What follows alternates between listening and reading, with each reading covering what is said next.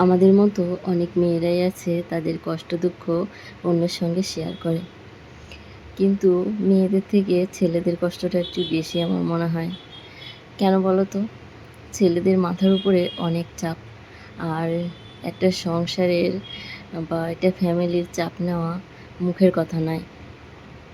তো তাদের কষ্টগুলো আমরা কখনো বুঝেই দেখি না, আর তারা তো আমাদের মতো বলতে পারে না, তাই না? যদি বলতে পারতো তাহলে খুব ভালো হতো, তাদের মনটা অনেক হালকা হতো। তো আজকে চলো তোমাদের সঙ্গে সকালবেলার একটা রেসিপি শেয়ার করি। এটা আমি বানিয়েছি আজকে। তো প্রথমে দেখো সবজি কেটে নিয়েছি, তোমাদের যে সবজি পছন্দ তোমরা নিতে পারো। এখানে আমি তেলের ভেতরে একটু বাটার দিয়েছি, আর এখানে দেবো রসুন। রসুন কুচিটা দিলে বাটারের সঙ্গে খুব সুন্দর একটা গন্ধ বেরোয়, আর স্বাদও হয় খুব সুন্দর।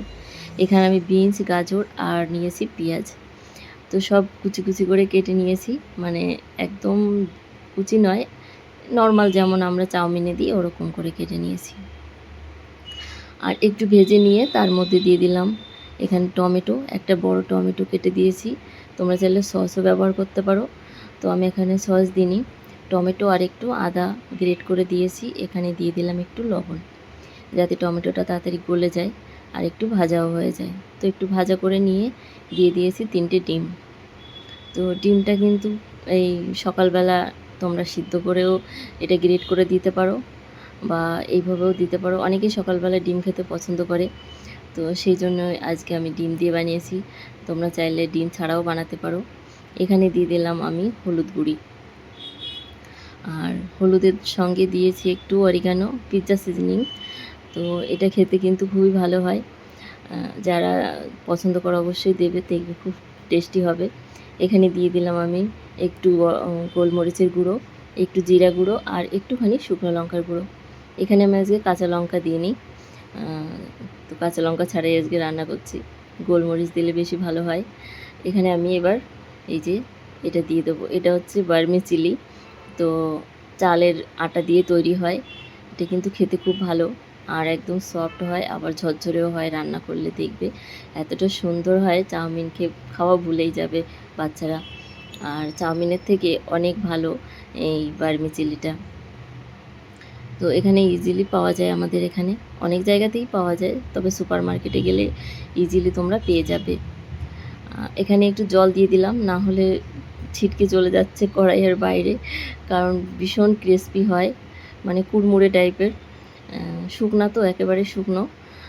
তো এখানে আমি দিয়ে দেবো একটু মিশিয়ে একটু সয়া সস, এটা ডার্ক সয়া সস। সয়া সসটা দিয়ে একটু ভালো করে মিশিয়ে নেব।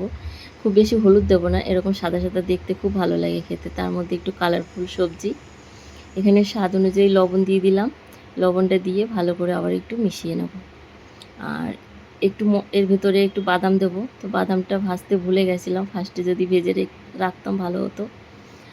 তো যাই হোক, পাশে একটু বাদাম আর কাজু বাদাম, একটু কারি পাতা দিয়েছি।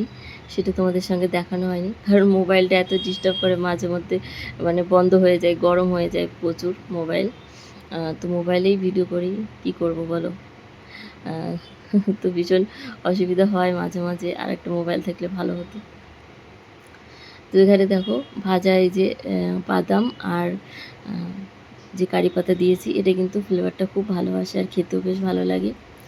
এখানে দেখো আমি এবার মিশিয়ে নেব। আর এখানে একটু আমি সিডস অ্যাড করেছি, এটা হচ্ছে এই সানফ্লাওয়ার সিডস আর পামকিন সিডস। এমনিতে দিলে তো বাচ্চারা খাবে না, আর বড়রাও খেতে চায় না, তো এইভাবে দিয়েছি। একসঙ্গে রান্না করলে কিন্তু খাওয়া হয়ে যাবে। এখানে দিয়ে দিলাম আমি ধনেপাতা কুচি। আমার রেসিপিগুলো তোমাদের কেমন লাগে অবশ্যই কিন্তু কমেন্টে জানিও, আর ভালো লাগলে একটা লাইক করে দিও, কমেন্ট করো, বন্ধুদের সঙ্গে অবশ্যই শেয়ার করো। আর আজকের রেসিপিটা কেমন হয়েছে সেটা কিন্তু জানাতে কেউ ভুলো না। আর যারা আমার ভিডিও দেখো তাদেরকে অসংখ্য অসংখ্য ধন্যবাদ জানাই। দেখো কতটা ঝরঝরে হয়েছে, এটা কিন্তু খেতে দুর্দান্ত স্বাদ হয়। কি বলবো, তোমরা একবার বাড়িতে বানিয়ে খেয়ে দেখো, খুব ভালো লাগে। তো আজকে আমি আসি, দেখা হবে একটা নতুন ভিডিওতে অন্য কোনো সময়। সবাই ভালো থেকো, সুস্থ থেকো, টাটা।